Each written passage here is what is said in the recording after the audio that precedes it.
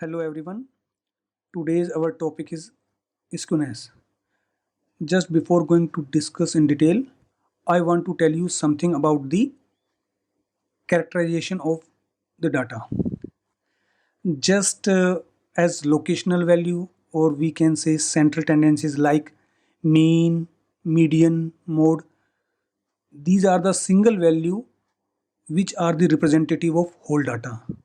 And other is measure of dispersion like range, standard deviation, quartile deviation. These are the single values which represent the variability in the data.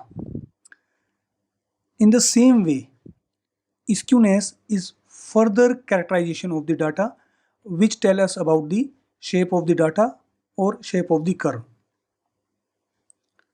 So skewness is the amount of direction of skew, or we can say literal meaning of skewness is lack of symmetry. This gives an idea about the shape of the curve and how the data is spread, which we can draw with the help of given data. Curve will be more stressed towards right or left from the central point. Now, a distribution is said to be skewed if following will appear. First, mean, median and mode fall at different points. That is, mean, median and mode all are distinct. That is, they are not equal. Second, quartiles are not equidistant from median. Distance of Q3 from Q1, no, sorry, distance of Q3 from Q2 is not equal to the distance of Q1 from Q2.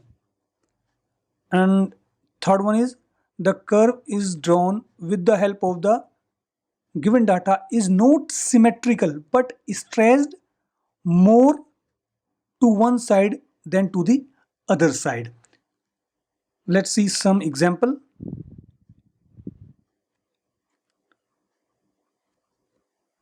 For the given frequency distribution, let's see. This is the class interval.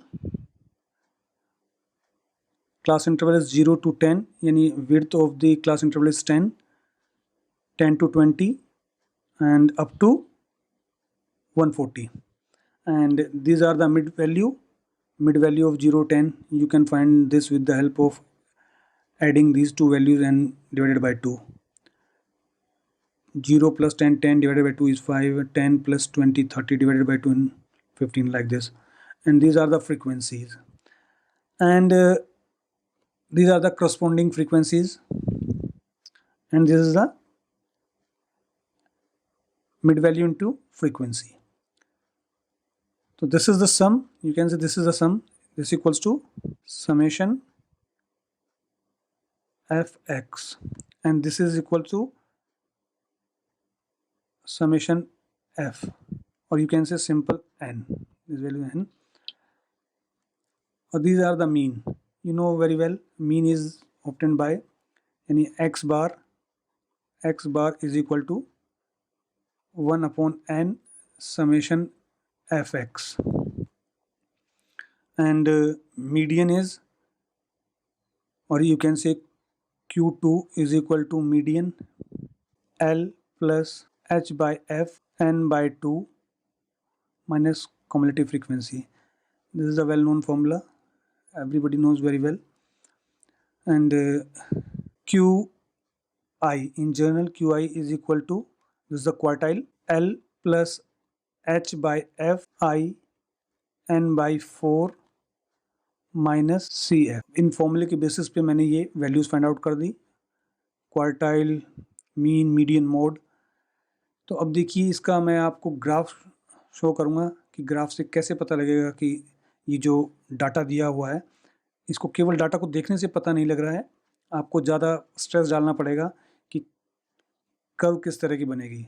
लेकिन curve बनने के बाद आपको पता लग जाएगा कि data किस तरफ ज़्यादा स्ट्रेस्ड है. Let's see. अब इन फॉर्मूलों के बेसिस पे मैंने इस डाटा का mean, median, mode, quartile 1, quartile 3 find out कर लिए हैं। अब देखिए इस पे बेस्ड जो ग्राफ है वो ये है आपके पास। ये फर्स्ट जो है बार रिप्रेजेंट कर रहा है 0 से 10 इंटरवल और उसकी मिड वैल्यू 5 है। फिर 10 टू 20 का इंटरवल, मिड वैल्यू 15 है। तो ये ग्राफ मैंने ड्रॉ किया है यहाँ पे। ये ग्राफ इस तरह से बनेगा। ये कर्व बन गई है आपकी। इस तरह से इनके स्मूथ कर्व ड्रॉ करेंगे तो इनके टॉप पॉइंट को ऐड करने की कोशिश कीजिए तो ये कर्व बनेगी। तो देखिए इसमें साफ पता लग रहा है आपके पास जो मीन है वो क्या है, 57.6। ये वैल्यू है 57.6। तो यहाँ पे 57.6 ये जो ग्रीन लाइन है इसको रिप्रेजेंट कर रहा है। ये मीन इज 57.6। अब देखिए यहाँ पे इसी तरह से उसके बाद आ रहा है मीन आ गया 57.6, मीडियन है 51.6। तो मीडियन जो है वो रेड लाइन से ड्रॉ हो रहा है, देखिए 51.6। और साथ में मोड क्या है, mode is the maximum value, maximum frequency. यानी जो मैक्सिमम फ्रीक्वेंसी क्या है आपकी, अगर इसमें देखें हम, मैक्सिमम फ्रीक्वेंसी इज, ये वैल्यू दे रखी है आपको, फ्रीक्वेंसी, मैक्सिमम फ्रीक्वेंसी इज 21 है, सॉरी मैक्सिमम फ्रीक्वेंसी इज 24। तो 24 के करस्पॉन्डिंग आपका जो मिड वैल्यू 45 है। तो इसके आसपास ही होना चाहिए, लेकिन फॉर्मूला यूज़ करेंगे तो लोएस्ट लिमिट आपकी 40 है। तो उसके बेसिस पे यानी कि हमने ये फॉर्मूला अप्लाई किया है मीडियन का, लेकिन मोड का फॉर्मूला मैंने नहीं लिखा, मैं बता दूंगा आपको। तो यहाँ पे क्या दे रखा है आपको, देखिए मीडियन 51.6 आ गया। मीडियन तो इसी फॉर्मूले से निकाल लिया। L is a lower limit, lower limit क्या है 24 के करस्पॉन्डिंग 40 है। तो लोअर लिमिट रखी। एच क्या है, width of the interval is 10। तो ये हमने सॉल्व करके निकाल लिया मीडियन। तो मीडियन देखिए यहाँ पे क्या है, मीडियन आ रहा है 51.6। तो ये आपकी रेड लाइन 51.6 दिखा रहे हैं।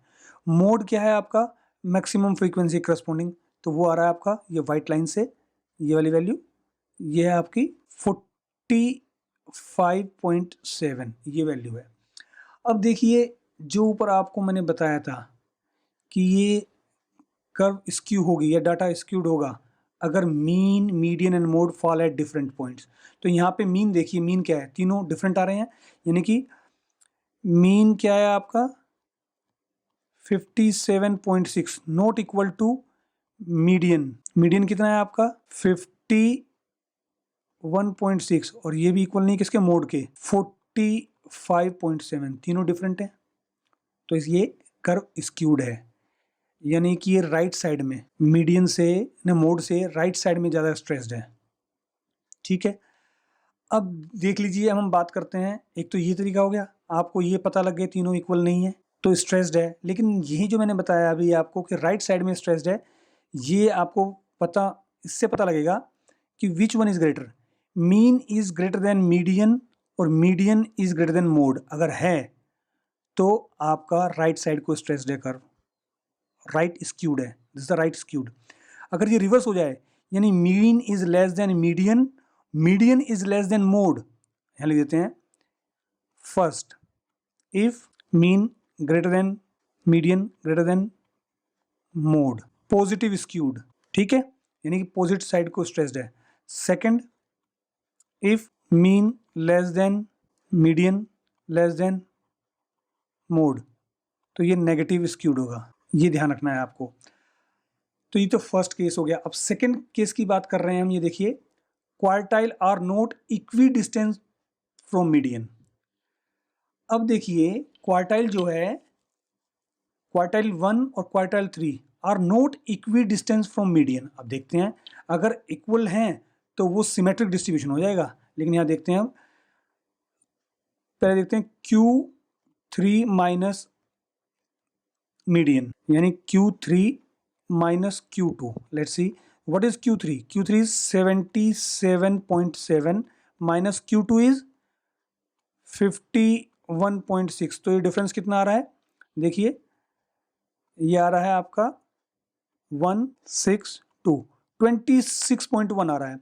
अब दूसरा देखते हैं, चेक करते हैं, Q2 माइनस Q1 और you can say median minus Q1। तो मीडियन कितना है हमारा?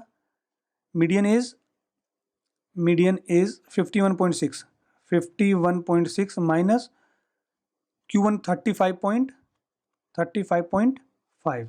तो इसका डिफरेंस कितना आ रहा है? 16.1। ये आ रहा है आपका 26.1 और ये 16.1। तो this implies that Q3 minus median not equal to median minus Q1। तो ये इक्वल डिस्टेंस नहीं है ना भाई, मेजर किया हमने, डिफरेंस जो है वो इक्वल नहीं है, तो इसीलिए क्या हो गया, ये स्क्यूड हो गया। तो ये मैंने आपको एग्जांपल दिया है कि ये जो कर्व आपको दिखा रहे हैं, ये 45 जो लाइन है, ये हाईएस्ट वैल्यू, इसके लेफ्ट और राइट साइड में इक्वली स्प्रेड नहीं है, एक तरफ ज़्यादा स्ट्रेस है, ये लेफ्ट साइड को भी स्ट्रेस हो सकती है। तो इस तरह से कर्व में जो सिमेट्री नहीं है, यानी ये लेफ्ट साइड स्ट्रेस्ड है या राइट साइड स्ट्रेस्ड है, तो इस टाइप की कर्व को हम बोलेंगे स्क्यूड कर्व।